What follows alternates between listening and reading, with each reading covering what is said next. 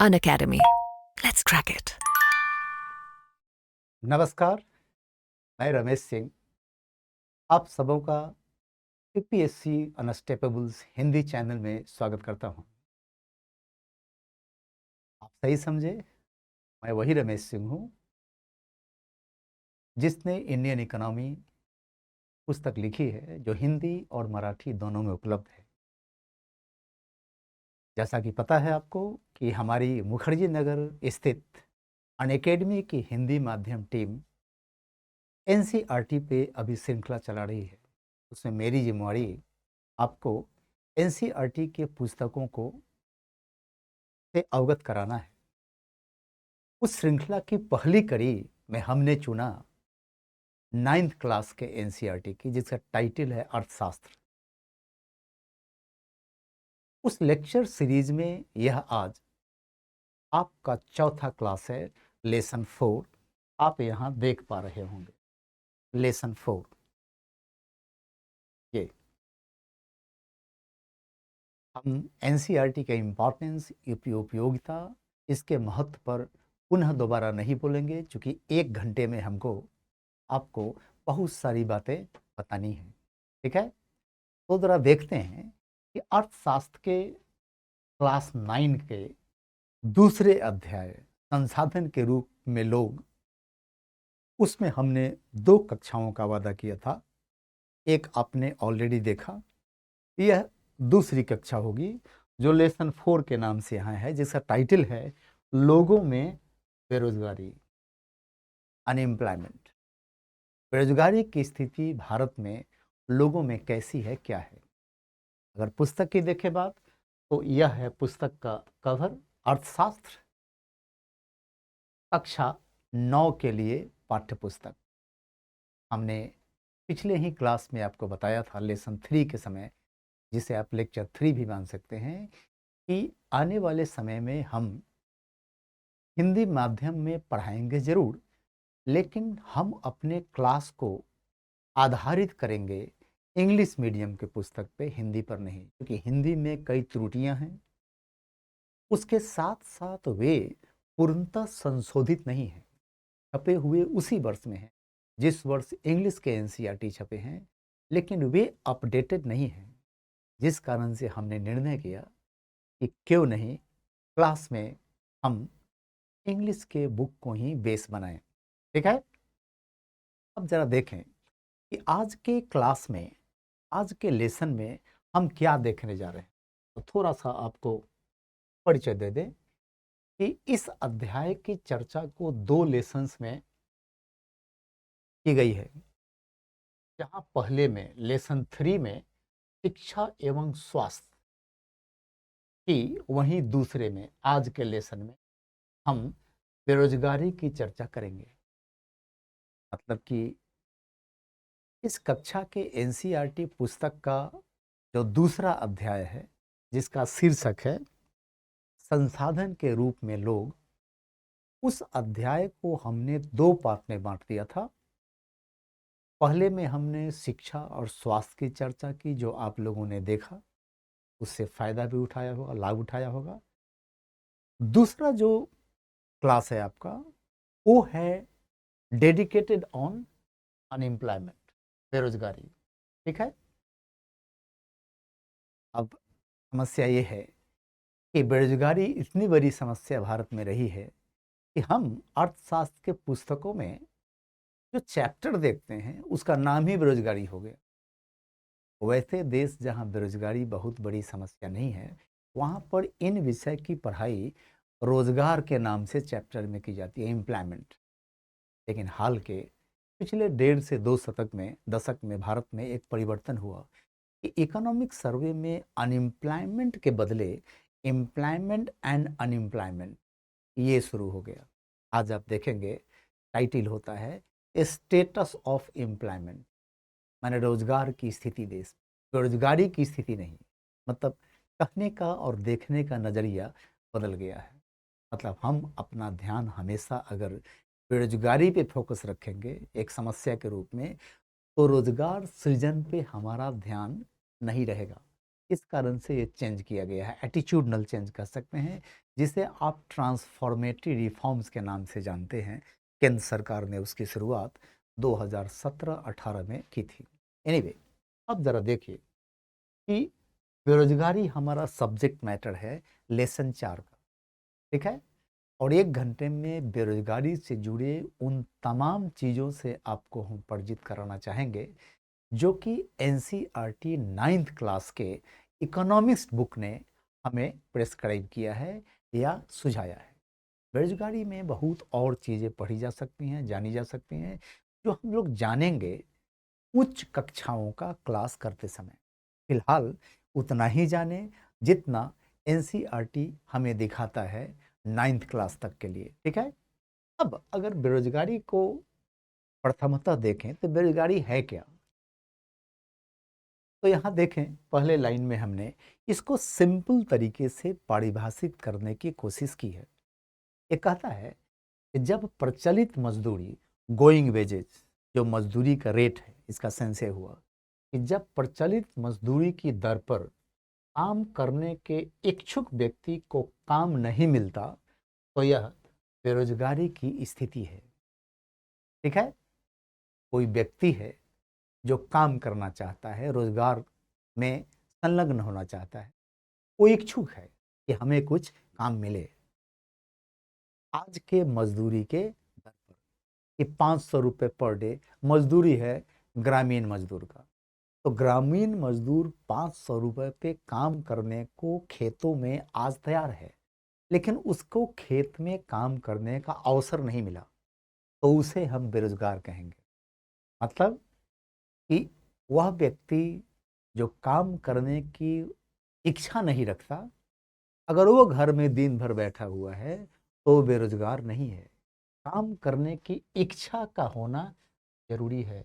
Wish और will, इच्छा का होना जरूरी है कि आप काम करना चाहते हैं, जो मजदूरी है उस दर पे, लेकिन आपको काम नहीं मिल रहा है तो आपको बेरोजगार माना जाएगा। ये है सिंपल तरीके से बेरोजगारी की स्थिति को परिभाषित करने का तरीका।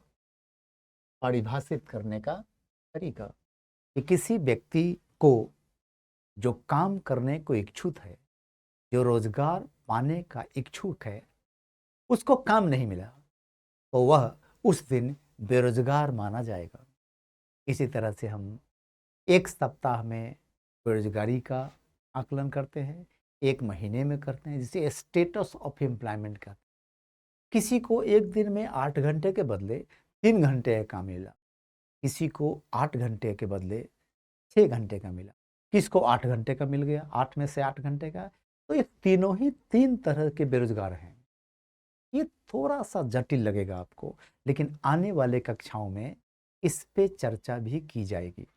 और आज भारत सरकार बेरोजगारी का आकलन कैसे करती है, कैसे सर्वेक्षण किया जाता है, क्यों उस पे ढेर सारा विवाद भी हाल में हुआ, इन सब चीज़ों को हम देखेंगे आने वाले कक्षाओं की चर्चा में और लेसन। फिलहाल लौट के आते हैं आज के सब्जेक्ट मैटर। तो बेरोजगारी एक ऐसी स्थिति है जब काम की इच्छा रखने वाले को काम ना मिला प्रचलित मजदूरी के दर पे। लेकिन अगर कोई व्यक्ति बेरोजगार रह जाता है तो इसका परिणाम क्या होता है, इसका प्रतिफल क्या होता है, जरा इसे देखिए।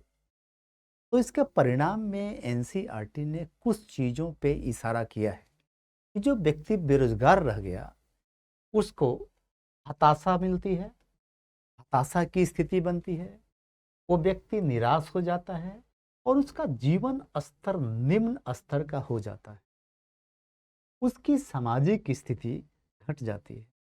अब एनसीईआरटी बुक इसे सामाजिक अपव्यय के रूप में देखता है, जिसे कहते हैं सोशल वेस्टेज।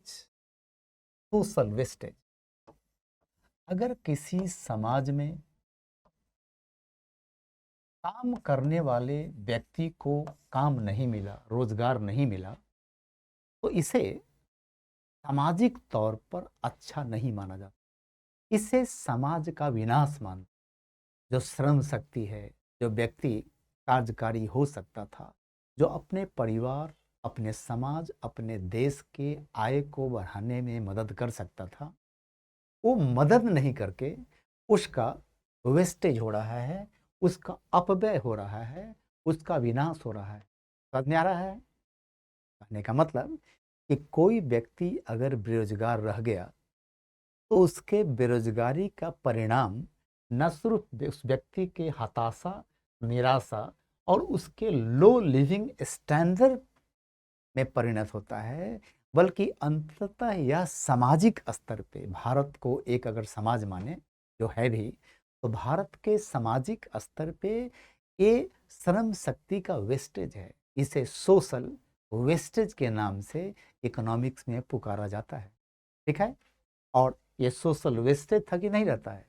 सोशल वेस्टेज की स्थिति बनती है मानव संसाधन की क्षमता का देश के विकास में उचित योगदान नहीं हो पाता है और राष्ट्रीय आय निम्न बनी रहती है और जनसंख्या का आर्थिक बोझ लगने लगती है और जनसंख्या एक आर्थिक बोझ लगने लगती है। हुआ यूं कि जो लोग काम करने के इच्छुक हैं, रोजगार में शामिल होने के इच्छित हैं, उनको काम नहीं मिला। काम नहीं मिला तो इमीडिएटली वह व्यक्ति फ्रस्ट्रेट हो जाएगा, हताश हो जाएगा, दुखी हो जाएगा, निराश हो जाएगा और चूंकि आमदनी उसकी नहीं रहेगी तो उसका जीवन स्तर, लिविंग स्टैंडर्ड, कंजम्पशन लेवल घट जाएगा। इस स्थिति के आने से अर्थव्यवस्था में और किसी देश में कहा जाता है कि ये सोशल वेस्टेज है।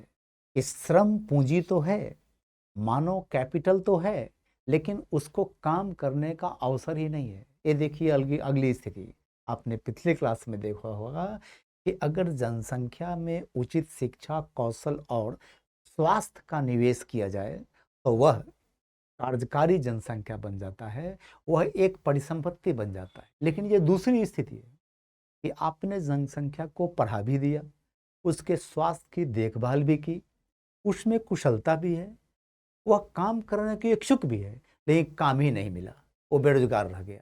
तो इसका आउटकम क्या होता है? इसे सोशल वेस्टेज के रूप में अर्थशास्त्र में देखा जाता है। समझ में आ गया?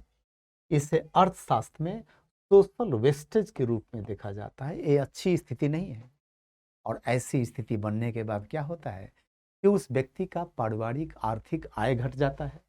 वह व्यक्ति मानव संसाधन क्षमता होने के बावजूद भी देश के विकास में, उसके वृद्धि में कोई योगदान नहीं कर पाता, राष्ट्रीय आय में वह योगदान नहीं कर पाता और अंततः आपको जनसंख्या एक इकोनॉमिक बर्डन, एक इकोनॉमिक लायबिलिटी लगने लगती है। क्योंकि इस चैप्टर का नाम ही है कि जनसंख्या लोग संसाधन के रूप में। तो लोग संसाधन के रूप में तभी काम कर सकते हैं जब उनमें शिक्षा हो, कुशलता हो, साथ साथ उनका स्वास्थ्य सही हो। लेकिन एक चौथी बात भी है, काम का होना भी जरूरी है। काम ही नहीं है, रोजगारी नहीं है, तो आपकी मानव पूंजी आपके काम नहीं आ रही, राष्ट्रीय आय में योगदान नहीं कर पा रही, जिसे सोशल वेस्टेज के नाम से इकोनॉमिक्स में पुकारा जाता है। ठीक है? और क्या होता है अंततः पता है कि देश के सरकारों, सरकारों मीन्स सेंट्रल इंडिया के सेंस में एंड राज्य सरकारें, सेंट्रल एंड स्टेट गवर्नमेंट की सामाजिक क्षेत्र से जुड़ी जिम्मेवारियां और व्यय बढ़ जाती हैं। ये देखिए, सामाजिक क्षेत्र जब कहते हैं भारत का सोशल सेक्टर या दुनिया के किसी दूसरे देश का सोशल सेक्टर, तो सोशल सेक्टर के अंतर्गत आने वाले जो आइटम्स हैं, जो मद हैं, उसमें सबसे महत्वपूर्ण होता है शिक्षा और स्वास्थ्य। इसी में शामिल है आहार एवं अन्य सामाजिक सेवाएं। इसके अंदर वृद्धा पेंशन भी है, अनएम्प्लॉयमेंट अलाउंस भी है, विधवाओं को मदद भी, बहुत सारी चीजें जुड़ती हैं, साफ सफाई, सब इसी के अंतर्गत है। ठीक है? लेकिन मूल जो दो मद आते हैं वे हैं शिक्षा एंड स्वास्थ्य। होता क्या है, अगर कोई व्यक्ति काम करने का इच्छुक है, काम करने की कुशलता भी उसमें है, काम करने की क्षमता भी है और उसको रोजगार नहीं मिलता है, तो वह व्यक्ति व्यक्तिगत स्तर पे ऐसी समस्या का सामना करता है और सामाजिक स्तर पे सरकारों की जिम्मेवारियां जो सामाजिक क्षेत्र के प्रति है वह बढ़ जाती हैं।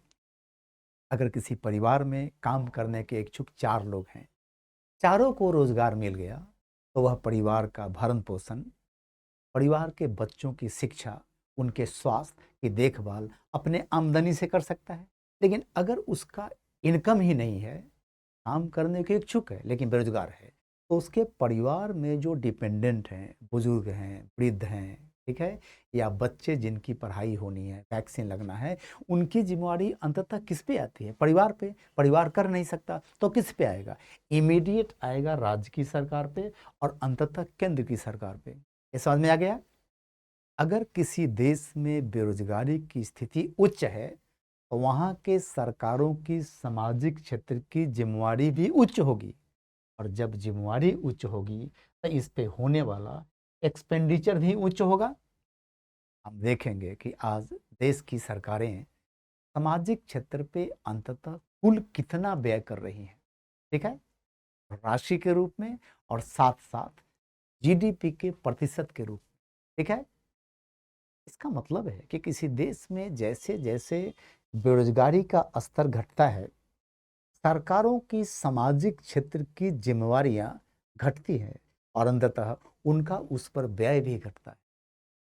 व्यय के घटने से सरकारों को जो धन की बचत होती है, उस धन का उपयोग किसी दूसरे विकास के कार्यों में करना आसान बन जाता है। ये बात समझ में आ रही है? ये सब इंटरकनेक्टेड है। These all things are very much interrelated, interconnected। अगर इसको समझते चलेंगे तो आने वाले कक्षाओं के इकोनॉमिक्स की पढ़ाई, इंडियन इकोनॉमी की पढ़ाई आसान होती जाएगी। और जब आपको हम यूपीएससी सिविल सेवा के लिए Indian economy, social and economic development पढ़ाएंगे तो आपको बेहतर समझ आएगी बातें, ठीक है। तो ये तो है बेरोजगारी की एक स्थिति कि बेरोजगारी क्या है, इसका परिणाम क्या है इमीडिएट, और अंततः इसका परिणाम कहाँ से कहाँ पहुँचता है। तो सरकारों की सामाजिक क्षेत्र की जिम्मेवारियां बढ़ जाती हैं, बेरोजगारी बढ़ती जाएगी, ये जिम्मेवारी बढ़ती जाएगी, बेरोजगारी घटती जाएगी, ये जिम्मेवारियां घटती जाएंगी, और इन पे होने वाले व्यय भी घटते जाएंगे, ठीक है। यहाँ तक। अब आगे आपको हम बताएंगे, थोड़ा सा प्रकाश डालें बेरोजगारी के प्रकार पे। और हमेशा ध्यान रहे कि अगर मैं बेरोजगारी का प्रकार बता रहा हूँ तो आपको यूपीएससी के स्तर से यहाँ नहीं बता पाऊंगा, क्योंकि यहाँ पे लिमिटेशन है 9th स्टैंडर्ड का एनसीईआरटी बुक। एनसीईआरटी बुक यहाँ पे हमें बेरोजगारी के बारे में क्या बताता है, ठीक है। तो ये एक लाइन लिखता है कि स्टैटिस्टिकल दृष्टिकोण से, सांख्यिकीय रूप से भारत में बेरोजगारी की दर निम्न है, लो है, अनएम्प्लॉयमेंट रेट लो है। क्यों पता है? क्योंकि ज्यादातर लोग किसी न किसी काम में व्यस्त दिखते हैं, लेकिन उनकी आय उनके उचित भरण पोषण के लिए उपयुक्त नहीं होता। आप इस बात पे कॉम्प्लेक्सिटी में मत जाइए, लेकिन कभी आपने सोचा है कि किसी काम को करने के लिए उतनी ही मजदूरी क्यों मिलती है जितनी मिलती है? इस पे जॉन मेडार्ड केन्स का बड़ा इंपॉर्टेंट वर्क है 1930s का, कि वेज, मजदूरी तय कैसे की जाती। आगे पढ़ेंगे हम लोग, लेकिन फिलहाल इतना जानिए कि कोई व्यक्ति रोजगार में जाने के बाद अगर मजदूरी कर रहा है तो मजदूरी की मात्रा इतनी होनी चाहिए कि उसका और उस पे इमीडिएट निर्भर लोगों का भरण पोषण हो सके। समझ में आ रहा है? अगर आप रोजगार में भी हैं और आपकी आमदनी से आपका भरण पोषण नहीं हो पा रहा है, तो निश्चित रूप से आप पूर्ण रूप से रोजगार में नहीं हैं। एनसीईआरटी कहता है कि भारत में आपको बेरोजगारी दर स्टैटिस्टिकल पॉइंट ऑफ व्यू से, सांख्यिकीय रूप से कम दिखेगा, न्यूमेरिकली कम दिखेगा। क्यों पता है? क्योंकि आदमी पूरे दिन व्यस्त दिखेगा आपको, ये लगता है कि रोजगार है उसके पास, लेकिन सच ये है कि जिस रोजगार में वो है, उस रोजगार से जो उसको आय प्राप्त हो रहा है, उस आय से उसका भरण पोषण सही तरीके से नहीं हो पा रहा है, तो क्या उसको हम रोजगार में माने या उसको बेरोजगार माने? ये चैलेंज है। ठीक है, ये बहुत बड़ा चैलेंज है, जिस कारण से भारत सरकार ने रोजगार और बेरोजगार कौन है, इसको चिन्हित करने का, इंगित करने का कुछ नया फॉर्मूला भी लाया है, जो 2017-18 से लागू है भारत में। ठीक है, उस पर कई कंट्रोवर्सी भी है। ठीक है, अब बेरोजगारी के प्रकार पे आता है और कहता है एनसीईआरटी बुक, ग्रामीण और शहरी क्षेत्रों के बेरोजगारी को थोड़ा सा प्रकाश डालता है। ये कहता है कि ग्रामीण क्षेत्रों में जो बेरोजगारी है वो मौसमी है, सीजनल है और प्रच्छन्न है, डिसगाइज्ड है, छुपा हुआ है, प्रच्छन्न मीन्स छुपा हुआ। ठीक है, अब देखिए, ग्रामीण क्षेत्र की जैसे ही भारत में बात करते हैं, तो ग्रामीण क्षेत्र में रोजगार प्राप्त करने का मुख्य जरिया क्या है? क्या है रोजगार का स्रोत? तो ज्यादातर रोजगार कृषि क्षेत्र में होगा, कृषि कार्य में होगा। बुआई है, कटाई है, यही सब है काम। धान की रोपाई है तो धान की हार्वेस्टिंग है, गेहूं की बुआई है, गेहूं की कमाई है तो गेहूं की हार्वेस्टिंग है, यही सब काम है गांव में। अब क्योंकि कृषि कार्य ग्रामीण क्षेत्र का मूल कार्य क्षेत्र है और कृषि कार्य सालों भर अनवरत तरीके से नहीं चलता, ये सीजनल होता है, मौसमी होता है। तो जब जब कृषि कार्य की उपलब्धता होगी तब तब तो रोजगार रहेगा, लेकिन जैसे ही कृषि कार्य एंड कृषि गतिविधियां रुकेंगी वैसे ही बेरोजगारी की मात्रा बढ़ जाएगी। मतलब है कि in India's rural area, Bharat के ग्रामीण क्षेत्रों में जो बेरोजगारी पाई जाती है उसका एक सिम्टम है कि वो मौसमी है। गेहूं की बुआई हुई, बस बेरोजगारी दर बढ़ गई। गेहूं की कटाई शुरू होगी, बेरोजगारी दर घट जाएगी। फिर खेत तैयार किया जा रहा है अगले फसल के लिए, रोजगार है। जैसे ही अगले फसल की बुआई हो गई, मान लीजिए खरीफ, तो खरीफ फसल के बाद फिर कुछ दिनों के लिए बेरोजगारी का स्तर बढ़ गया। ये ऐसी बेरोजगारी मौसमी बेरोजगारी होती है, जिसे हम सीजनल अनएम्प्लॉयमेंट के नाम से जानते हैं। दूसरी बेरोजगारी जो ग्रामीण क्षेत्रों में दिखती है उसे हम कहते हैं छुपी हुई बेरोजगारी, प्रच्छन्न। ये क्या है? तो किसी परिवार में सपोज करिए कि 10 एकड़ जमीन है और एकड़, हेक्टेयर, एयर, इन सब चीज़ों में क्या संबंध है, कितने एकड़ का एक हेक्टेयर होता है, ये सब हम अपने पहले ही क्लास में चर्चा कर चुके हैं। पालमपुर गांव की कहानी याद है? इस टाइटल से एक चैप्टर है एनसीईआरटी 9th स्टैंडर्ड के बुक में। तो यहाँ हम सिर्फ बताएं कि 10 एकड़ के जोत वाले एक परिवार में सपोज करिए 3 आदमी है जो खेती बाड़ी में संलग्न है। ठीक है, उसकी एक आमदनी होगी कृषि कार्य से। कुछ वर्षों के बाद उस परिवार में 2 व्यक्ति और जुड़ गया, मतलब 3 के बदले 5 हो गया। अब ये पांचों आदमी उसी 10 एकड़ जमीन पे कृषि कार्य कर रहे हैं।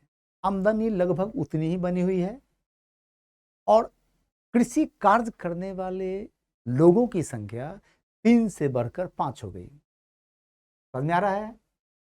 माने 1.5 गुना से भी ज्यादा बढ़ गया।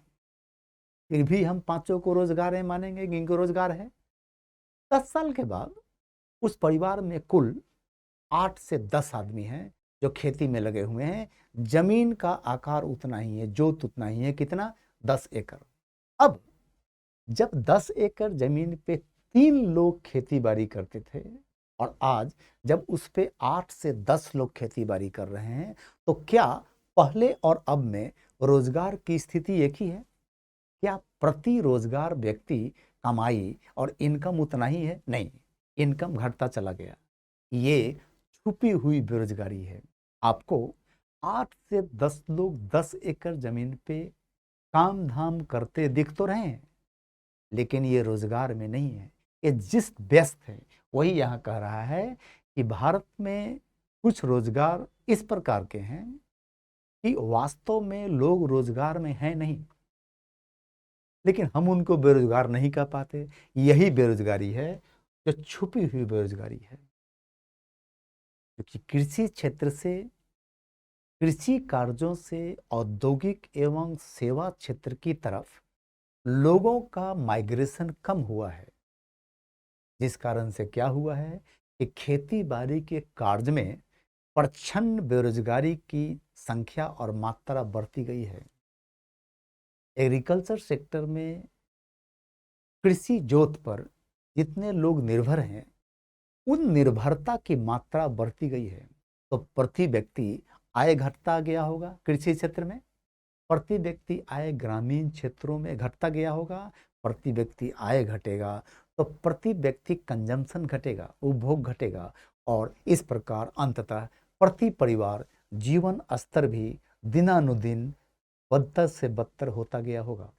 ये जो बेरोजगारी है, ये प्रच्छन्न बेरोजगारी है कि 10 एकड़ जमीन पे वास्तव में खेती करने के लिए 2 व्यक्ति चाहिए, लेकिन 8 आदमी खेती करा रहा है, क्योंकि उसको दूसरा कहीं रोजगार मिलने का स्कोप नहीं है। ऐसी बेरोजगारी प्रच्छन्न बेरोजगारी है, छुपी हुई बेरोजगारी है, जिसे इंग्लिश में डिसगाइज्ड अनएम्प्लॉयमेंट के नाम से जानते हैं। ये तो ग्रामीण बेरोजगारी का चरित्र है, ग्रामीण बेरोजगारी का क्या कहिएगा लक्षण है। कैसे पकड़ेंगे इसको? वो सीजनल है, साथ साथ प्रच्छन्न है, छुपी हुई बेरोजगारी है। ठीक है। अगर शहरों की बात करें तो शहरी क्षेत्रों में अधिकांशतः, माने जनरली अर्बन एरियाज में भारत में क्या दिखेगा कि शिक्षित लोग, एजुकेटेड बेरोजगारी है, माने शिक्षित लोग बेरोजगार हैं। इसका चरित्र है कि इनमें ज्यादातर सार्थक रोजगार नहीं मिलने की समस्या से परेशान है। सार्थक रोजगार हम गेनफुल एम्प्लॉयमेंट कहते हैं। आपको पता है कि अगर 10 एकड़ जमीन को खेती करने के लिए 2 व्यक्ति चाहिए, 8 व्यक्ति करा रहा है, तो क्या उन लोगों का कृषि कार्य गेनफुल होगा? जो उनकी आमदनी कृषि कार्य से हो रही है, क्या वह यथोचित है, वो सार्थक है? नहीं है। उनकी आमदनी 10 लाख होनी चाहिए सालाना, और आमदनी 5 लाख है। समझ में आ रहा है? प्रति व्यक्ति के हिसाब से देखें अगर, तो गेनफुल एम्प्लॉयमेंट उसे कहते हैं जिसमें आपको अपने काम करने का उचित कंपनसेशन, मुआवजा और मजदूरी, आय की प्राप्ति होती है। देख रहे हैं? तो अगर ग्रामीण क्षेत्रों की बात करें इंडिया में, तो ग्रामीण क्षेत्रों में जहां बेरोजगारी मौसमी और प्रच्छन्न है, सीजनल एंड डिसगाइज्ड है, वहीं अर्बन एरियाज में इंडिया के एक अलग तरह की बेरोजगारी है कि लोग शिक्षित जो हैं उनको वैसा रोजगार नहीं मिला है जो उनको मिलना चाहिए। मतलब कि एक ग्रेजुएट व्यक्ति या तो बेरोजगार है, या अगर रोजगार में है तो 10वीं पास के बराबर उसको सैलरी मिल रहा है। ये है एजुकेटेड लोगों की अनएम्प्लॉयमेंट। ठीक है। एक कैरेक्टर है, यानी इंडिया का rural unemployment and urban unemployment एक जैसा नहीं है, दोनों में भिन्नता है। ग्रामीण जनसंख्या सीजनल एंड डिसगाइज्ड बेरोजगारी से परेशान है, वहीं शहरी जनसंख्या शिक्षित बेरोजगारी से परेशान है। Educated unemployment, unemployment among educated people आप सुनते होंगे, क्योंकि बेरोजगारी भारत की आम समस्या है, और मेरा आमना सामना ही हो रहा है उन देश के युवा वर्ग से जो कि रोजगार की तलाश में है ना, तरह तरह के रोजगार की तलाश में है। और आप सबकी ये इच्छा है, आप सबका ये उद्देश्य है कि आप सिविल सेवा की परीक्षा उत्तीर्ण करें, अच्छे अंकों से आईएएस बने, है ना, बोलते हैं ना। तो ये युवा वर्ग वास्तव में एजुकेटेड है, लेकिन अगर आप ग्रेजुएट हैं तो क्या ग्रेजुएट होने से आपको एक अच्छी जॉब मिल जाएगी? नहीं मिलेगी, क्योंकि ग्रेजुएशन कोई प्रोफेशनल डिग्री नहीं देता। यहाँ तक कि बीटेक, बीई, वे भी बेरोजगार है। ठीक है। ये क्यों ऐसा है? शिक्षित भी बेरोजगार है। हमने पिछले क्लास में देखा कि जनसंख्या बोझ नहीं रहती, दायित्व नहीं रहती, अगर उसमें सही शिक्षा दें, सही स्वास्थ्य की देखभाल करें और कुशलता दे दें। तो कहानी ये है कि एजुकेटेड लोग अनएम्प्लॉयड दो कारण से हैं। वो शिक्षित हैं लेकिन उनमें कौशल नहीं है। अगर शिक्षित भी हैं, उनमें कुशलता भी है, तो अवसर नहीं है कुशल मजदूर को खपाने की, डाइजेस्ट करने की। ये सब आने वाले समय में हम अपने लेक्चर्स में देखेंगे। लेकिन फिलहाल ये जो स्लाइड है आपको इतना ही बताना चाहता है कि बेरोजगारी भारत में कम क्यों दिखती है, बेरोजगारी कितने किस्म की भारत में है। तो जस्ट सिंपल क्लासिफिकेशन किया गया है ग्रामीण क्षेत्र की बेरोजगारी और शहरी क्षेत्रों की बेरोजगारी। ग्रामीण क्षेत्रों की बेरोजगारी मौसमी और प्रछन्न है, वहीं शहरी क्षेत्रों की बेरोजगारी एजुकेटेड अनएम्प्लॉयमेंट, शिक्षित लोगों में बेरोजगारी की समस्या है। जिसमें क्या होता है कि व्यक्ति या तो रोजगार में ही नहीं है, रोजगार में है तो उसको जितना उचित मजदूरी मिलना चाहिए, वेतनमान मिलना चाहिए, उससे कम मिल रहा है। ऐसे एम्प्लॉयमेंट को गेनफुल एम्प्लॉयमेंट नहीं कहते, इसे हम नॉन गेनफुल एम्प्लॉयमेंट। भारत में यूपीएससी में कई बार ये सवाल आ चुके हैं कि Indian agriculture is no more remunerative, ये आयकारी, आमदनी देने वाली प्रोफेशन नहीं रह गई है, क्योंकि हमारे किसान गेनफुल एम्प्लॉयमेंट में संलग्न नहीं है। यहाँ गेनफुल एम्प्लॉयमेंट अर्बन अनएम्प्लॉयमेंट के सेंस में कहा गया है, लेकिन हमने दोनों को मर्ज कर दिया कि रूरल एरियाज में जो लोग खेती कर रहे हैं उनकी आमदनी जितनी होनी चाहिए कृषि पेशा से उससे कम है, मतलब उनकी आमदनी गेनफुल नहीं है। ये आने वाले क्लासेस की तैयारी हम करा रहे हैं आपको, लेकिन फिलहाल इतना ही जानिए। एनसीईआरटी आपको कहता है कि शहरी अनएम्प्लॉयमेंट एक दूसरे किस्म का है। अनएम्प्लॉयमेंट एमोंग एजुकेटेड पीपल, शिक्षित लोगों में बेरोजगारी, अगर वो काम में भी हैं, रोजगार में भी हैं, तो जो वेतनमान, जो मजदूरी, जो सैलरी उनको मिलना चाहिए उससे कम मिल रहा है। अतः वे ज़्यादातर सार्थक रोजगार में शामिल नहीं है, परेशान है। ठीक है। हाल में पिछले तकरीबन एक दशक से भारत में एक न्यूज हमेशा चलता रहा है कि भारत का ग्रोथ हुआ है, इंडियन इकोनॉमी ग्रो की है, लेकिन ये जॉबलेस ग्रोथ है। जॉबलेस ग्रोथ क्या होता है कि देश का राष्ट्रीय आय तो बढ़ रहा है, लेकिन रोजगार का सृजन जितना होना चाहिए उतना नहीं हो पा रहा है। मतलब कि ग्रोथ है लेकिन जॉब के साथ नहीं है, रोजगार के साथ नहीं है, जॉबलेस ग्रोथ है। देखेंगे जॉबलेस ग्रोथ भारत में क्यों है, कितना है और कैसे इसका निदान किया जा सकता है।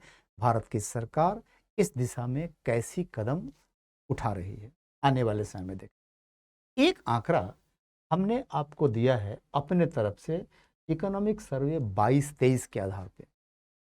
ठीक है, कि अगर इस सर्वे को देखें, एनसीईआरटी में आपको बात नहीं मिलेगी। ठीक है, तो आपको पता चलेगा कि त्रैमासिकी शहरी बेरोजगारी अभी 7.2% है। ठीक है, मतलब शहरों में 7.2% लोग क्वार्टरली बेसिस पे बेरोजगार थे, according to the latest economic survey. ठीक है, ये पेंडेमिक के कारण थोड़ा सा बढ़ गया था, फिर थोड़ा सा घट गया है। आने वाले समय में सरकार का अनुमान है कि यह बेरोजगारी जो 7.2% है पिछले साल के लिए, वो पुनः घटेगा और घट गया होगा। ठीक है, लेकिन हमें इसके जानकारी अब आने वाले सर्वेक्षणों के बाद ही पता चलेगा। तो ये स्लाइड आपको सिर्फ परिचित कराता है कि भारत की बेरोजगारी कम क्यों दिखती है, भारत में कितने किस्म की बेरोजगारी है, अर्बन एंड रूरल, इन दो बेसिस पे अनएम्प्लॉयमेंट को क्लासिफाई कर दिया है हमने। एक अपने तरफ से आंकड़ा आपको दे दिया। आंकड़े का महत्व इकोनॉमिक्स में है, लेकिन एग्जामिनेशन में आंकड़े वाकड़े नहीं पूछे जाते, न ही मुख्य परीक्षा में आपको 1 से 1.5 दर्जन से ज़्यादा आंकड़ा को दिमाग में रखने की आवश्यकता है। ज़्यादा परेशान मत होइए। ठीक है, ये है बेरोजगारी के प्रकार के बारे में। अब आते हैं हम बेरोजगारी उन्मूलन की ओर। अनएम्प्लॉयमेंट को एलिवेट कर दें, ख़त्म कर दें, इसके दिशा में सरकार ने क्या कदम उठाए हैं, ये है बेरोजगारी की ओर, है ना? मतलब कि बेरोजगारी को उन्मूलित कर दें, इसकी ओर क्या किया गया है भारत ने? सिंपल क्लासिफाई कर दिया है कि सरकार दोहरी रणनीति अपनाती रही है, डुअल पॉलिसी स्टेप। ठीक है, बेरोजगारी की स्थिति के निवारण के लिए, अनएम्प्लॉयमेंट के प्रॉब्लम को सॉल्व करने के लिए अगर आप सरकार के नीतियों पर नजर डालें तो 1947 से लेके 2023 तक सरकार के कदम दो किस्म के रहे हैं। एक जिसे आप शॉर्ट टर्म कहेंगे, एक जिसे आप लॉन्ग टर्म कहेंगे। ये है शॉर्ट टर्म स्टेप्स और ये है लॉन्ग टर्म स्टेप। किस आधार पे हमने इसे वर्गीकृत किया है, एनसीईआरटी से बाहर से थोड़ा सा है समझाने के लिए आपको, ठीक है, कि थोड़ा समझ तो आपको आए। शॉर्ट टर्म स्टेप जो है बेरोजगारी उन्मूलन के लिए, अनएम्प्लॉयमेंट एलिविएशन के, जैसे पॉवर्टी एलिविएशन होता है, उसके अंतर्गत क्या किया जाता है कि टेम्पररी कोई सॉल्यूशन लाया जाता है जिसके माध्यम से बेरोजगार लोगों को रोजगार मिल जाता है, जिसमें हमने एकमात्र एग्जाम्पल डाला है Mahatma Gandhi national rural employment scheme. ठीक है, इसके माध्यम से साल में कुछ दिनों के लिए एक खास मजदूरी के दर पर लोगों को काम करने का अवसर उपलब्ध कराया था, जो पॉपुलर है नरेगा के नाम से। नरेगा के नाम से लॉन्च हुआ था और बाद में इसमें महात्मा गांधी का नाम जुड़ गया था। ठीक है, नरेगा ये Mahatma Gandhi national rural employment scheme के नाम से आज जाना जाता है। ठीक है, इस तरह के छोटे मोटे और योजनाएं हैं, कार्यक्रम हैं, जिसका एकमात्र उद्देश्य है ग्रामीण क्षेत्रों में या शहरी क्षेत्रों में जो लोग बेरोजगार हैं उनको टेम्पररी कोई काम के दे दिया जाए। अब मुद्दा ये है कि इसमें आज काम मिलने के बाद कल फिर आप बेरोजगार हैं, इसलिए टेम्पररी है। यह बेरोजगार व्यक्ति की समस्या को परमानेंटली सॉल्व नहीं करता, जिस कारण से शॉर्ट टर्म है। समझ में आ गया? और हमेशा बहस होता रहता है कि इस राज्य को नरेगा का फंड नहीं मिला, कम मिला, ज़्यादा मिला, ये घोटाला वो घोटाला, आप पढ़ते होंगे अखबारों में। ठीक है, हम उन पे ना जाएं घोटाले क्या है, हम सिर्फ इसको देखें कि नरेगा को अगर क्लासिफाई करें, उसको लोकेट करना चाहे, उसको अवस्थित करना चाहें तो कहाँ अवस्थित करेंगे? तो नरेगा या मनरेगा भारत सरकार द्वारा लागू की जाने वाली बेरोजगारी के उन्मूलन का एक लघुअवधि कदम है, एक शॉर्ट टर्म स्टेप है। ठीक है, टेम्पररी रिलीफ देता है आपको। अगले साल सरकार को पुनः पैसा खर्च करना पड़ेगा तो उन लोगों को या कुछ और लोगों को पुनः से रोजगार दिया जाएगा। 160 दिन, 170 दिन, साल में सरकार जितना तय करती है। एक मजदूरी है कि इतना रुपया पर डे मिलेगा, उसमें उनसे कम्युनिटी डेवलपमेंट से जुड़ा वर्क करवाया जाता है। अलग अलग राज्यों में अलग अलग तरह। इसके साथ साथ सरकार दीर्घावधि कदम भी उठाई हुई है, जिसे आप लॉन्ग टर्म पॉलिसी स्टेप कर सकते हैं। इसके अंतर्गत क्या कोशिश? इसके अंतर्गत व्यावसायिक शिक्षा और कौशल विकास पे बल दिया जा रहा है। Professional and vocational education as well as skill development. इसमें क्या किया जाता है कि खास किस्म के व्यावसायिक शिक्षा की व्यवस्था की जाती है, जैसे इंडस्ट्रियल ट्रेनिंग इंस्टीट्यूट है, ITIs हैं, कंप्यूटर कोर्सेज हैं, बहुत सारे कोर्स हैं इस तरह के, जिस कोर्स के माध्यम से व्यावसायिक शिक्षा दी जाती है। अब आप इसके अंतर्गत इसे भी माने कि हमारे जो प्रोफेशनल इंस्टीट्यूट्स हैं, IITs, IIM, engineering college, medical college, वो भी बेसिकली लॉन्ग टर्म के ही पार्ट हैं। ठीक है, और स्किल से उनको नवाजने की कोशिश की जा रही है। इसके माध्यम से क्या होता है कि व्यक्ति इतना शिक्षित हो जाता है, इतना कुशल हो जाता है, इतना स्किल्ड हो जाता है कि वह अपने लिए रोजगार या तो खुद ढूंढ लेता है या स्वरोजगार में शामिल हो जाता है। ठीक है, एक खर्चीला तरीका है, लॉन्ग टर्म है, समय लगता है, लेकिन ये टिकाऊ है। जहां पर यह टेम्पररी रिलीफ देता है, ये परमानेंट रिलीफ दे सकता है। ठीक है, परमानेंट रिलीफ हर हाल में देगा, कोई गारंटी नहीं है। कोई आईटीआई पास किया, आईटीआई के बाद जॉब ले लिया, रोजगार में चला गया, लेकिन जॉब से रिटायर्ड हो गया तो फिर वो बेरोजगार हो गया। कोई व्यक्ति आईटीआई पास किया और अपना कोई बिजनेस व्यवसाय शुरू कर दिया, वो जब तक चाहेगा तब तक रोजगार में, ये परमानेंसी है। मतलब कि इसके माध्यम से मजदूरी वाला रोजगार, और स्वरोजगार दोनों ही ढूंढा जा सकता है। लेकिन जो लोग मनरेगा के अंतर्गत काम कर रहे हैं, वे रेयर चांस है, दुर्लभ चांस है कि वे स्वरोजगार में चले जाएंगे, वो मजदूर के मजदूर ही रह जाएंगे। समझ आ रहा है? हमारे देश की सरकारें, केंद्र की सरकार हो या राज्य की सरकार, दोनों की कोशिश है कि छोटी अवधि और दीर्घ अवधि कि इन दो कदमों के प्रॉपर सामंजस्य से हम देश में बेरोजगारी की समस्या का पूर्ण समाधान कर दें।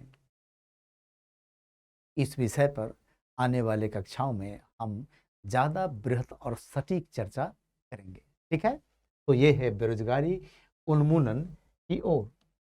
नेक्स्ट में जरा आइए कि बेरोजगारी के कारण देश की सरकारों को सामाजिक क्षेत्र पर अधिक धन खर्च करनी पड़ती है। सामाजिक क्षेत्र का परिचय आपको पहले हम करा चुके हैं कि सामाजिक क्षेत्र के अंतर्गत आती कैसी चीजें हैं। तो शिक्षा है, स्वास्थ्य है, सामाजिक कार्य है ना, बहुत सारे काम हैं इसके अंतर्गत। स्वास्थ्य के अंतर्गत आहार से शुरू होता है, पोषण होता है, उसके अंतर्गत हॉस्पिटल की, वैक्सीनेशन की, मेडिसिन की, साफ सफाई की, नाले के प्रबंधन की, बहुत सारी बातें आती हैं। पोषण पोषण कुपोषण सुपोषण, सारी बातें इसी के अंतर्गत आती हैं। तो किसी देश में अगर बेरोजगारी है तो बेरोजगारी के कारण देश के सरकारों की सामाजिक क्षेत्र व्यय, सामाजिक क्षेत्र से आप समझ रहे होंगे, एजुकेशन पे, हेल्थ केयर पे, सोशल सर्विसेज पे सरकारों की जिम्मेवारियां बढ़ जाती हैं और साथ साथ सरकारों का व्यय भी बढ़ जाता है। माने बेरोजगारी जितना ही अधिक, सोशल सेक्टर एक्सपेंडिचर उतना ही अधिक। हमने एक आंकड़ा उठा लिया है यूनियन बजट 2022-23 से।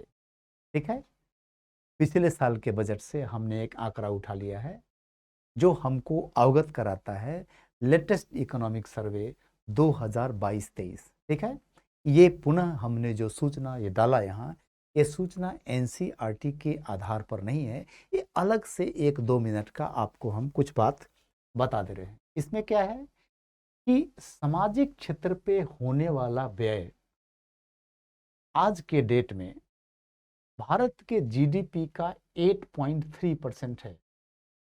8.3% ये एक्सपेंडिचर है government of India plus states दोनों का जोड़कर। माने भारत आज अपने जीडीपी का तकरीबन 8.3% खर्च कर रहा है किस चीज पे? सामाजिक क्षेत्र पे, जिसमें मूलतः शिक्षा, स्वास्थ्य और अन्य मद शामिल हैं। ये है कितना? तो ये सरकारों के कुल व्यय का तकरीबन 26.6% है। यानी 1/4 से ज्यादा व्यय देश की सरकारें सामाजिक क्षेत्र पे कर रही हैं, जो पिछले वर्ष के लिए तकरीबन 21.30 लाख करोड़ था। ठीक है, ये बहुत बड़ी धनराशि है। हम ये मान के चलें कि जैसे जैसे बेरोजगारी का स्तर नीचे आएगा, वो वैसे वैसे ये जिम्मेवारी भी घटेगी सरकारों की और यह व्यय भी घटेगा। बहुत तरह का बहस है कि सरकार जो तकरीबन 21 लाख करोड़ के आसपास इस पे खर्च कर रही है, क्या यह उचित है? नहीं, उचित नहीं है, क्योंकि अब भी काफ़ी सारे लोग भूखमरी के शिकार हैं। काफ़ी सारे लोगों को स्वास्थ्य की उचित देखभाल नहीं है, कुपोषण के शिकार हैं, बच्चे स्टंटेड हैं, बच्चे का वजन कम है। बात समझ में आ रहा है? माइक्रोन्यूट्रिएंट्स की कमी है, कुपोषण नहीं है, proper calorie intake per day नहीं है। ये सारी समस्याएं भारत झेल रहा है। इसका जो रियल सॉल्यूशन है वो है कि परिवारों के स्तर पे जो लोग बेरोजगार हैं, उन बेरोजगार लोगों को रोजगार में शामिल किया जाए। निश्चित तौर पर उनके न सिर्फ परिवार का बेहतरी होगा, बल्कि देश की सरकारें, केंद्र एवं राज्य सरकार की जो चुनौती है, जो चैलेंज है सामाजिक क्षेत्र की प्रॉपर देखभाल करने की, उस जिम्मेवारी में भी कमी आएगी और उस पे होने वाले व्यय में भी कमी आएगी। ये समझ में आई? हमारा एनसीईआरटी 9th स्टैंडर्ड का बेरोजगार पर हमें इतनी ही बातें दिखाता है, जिसपे हमने कई बातें अपनी तरफ से जोड़ा। जैसे ये हमने ऐड किया, इसके पहले भी एक चीज़ हमने ऐड किया कि short term long term policy state government central government का है। ये सब बातें एनसीईआरटीज में उपलब्ध नहीं है। ठीक है। अब अगर हम यहाँ पे समझाने की कोशिश करें तो आपका जो चैप्टर 2 है जिसका टाइटल है लोग संसाधन के रूप में, और सिंपल कहता है कि पॉपुलेशन बोझ है अगर उसमें शिक्षा, कौशल कौशल एवं स्वास्थ्य की कमी है। अगर इन तीन चीजों पे बरोबर ध्यान दिया जाए तो पॉपुलेशन बोझ के बदले, एक दायित्व के बदले, बोझ के बदले एक संसाधन बन जाता है। लेकिन जल्द ही यह अध्याय आपको एक नई रियलिटी है सामना कराता है कि ये सारा चीज करने के बाद भी मानव पूंजी का इस्तेमाल नहीं भी हो सकता है। क्यों? क्योंकि अगर स्थिति बेरोजगारी की है, अगर देश में बेरोजगारी है, तो फिर मानव पूंजी तो बोझ ही बनी रह गई ना। वो एक संसाधन कहाँ बन पाए, वो एक परिसंपत्ति कहाँ बन पाए। का मतलब है कि जनसंख्या एक संसाधन है, जनसंख्या एक बोझ नहीं है। अगर हम उस जनसंख्या के मात्रा में गुणवत्ता डालें, शिक्षा, कौशल और स्वास्थ्य के जरिए, तो ये लोग जो जनसंख्या है ये मानव पूंजी का रूप धारण करती हैं। लेकिन सिर्फ मानव पूंजी रखना ही काफी नहीं है। मानव पूंजी का इस्तेमाल हो सके ऐसी स्थिति बनानी भी जरूरी है। इसका मतलब है कि जनसंख्या बोझ न बने, वह एक संसाधन बने, वह एक परिसंपत्ति बने। इसके लिए सिर्फ उन्हें शिक्षित करना, उन्हें कौशल देना और उन्हें स्वस्थ रखना ही जरूरी नहीं है, बल्कि आपको रोजगार का अवसर भी उपलब्ध कराना पड़ेगा। अन्यथा बेरोजगारी की स्थिति में डेमोग्राफिक डिविडेंड तो नहीं होगा, डेमोग्राफिक कर्स हो जाएगा, अभिशाप हो जाएगा। ये है आपके एनसीईआरटी 9th स्टैंडर्ड के दूसरे अध्याय का संक्षेप वर्णन। लेसन 3 और लेसन 4 में हमने एनसीईआरटी 9th स्टैंडर्ड के दूसरे चैप्टर की पढ़ाई की। आने वाले क्लास में हम आपको चैप्टर 3 में ले जाएंगे, जो गरीबी से जुड़ा हुआ है, जिसके अंतर्गत पुनः हम 2 कक्षाएं आयोजित करेंगे, लेसन 5 एंड लेसन 6। तब तक के लिए अलविदा।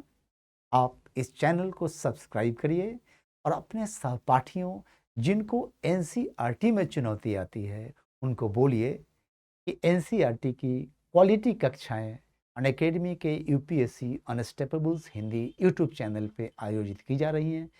सभी विषयों की आप ज़रूर जुड़ें और इसको विधिवत देखें। आपको बहुत ज़्यादा लाभ होगा और परीक्षा में उत्तीर्ण होने की संभाव्यता, प्रोबेबिलिटी बढ़ जाएगी। Thank you very much. मिलते हैं अपने अगले लेसन में आने वाले दिनों में।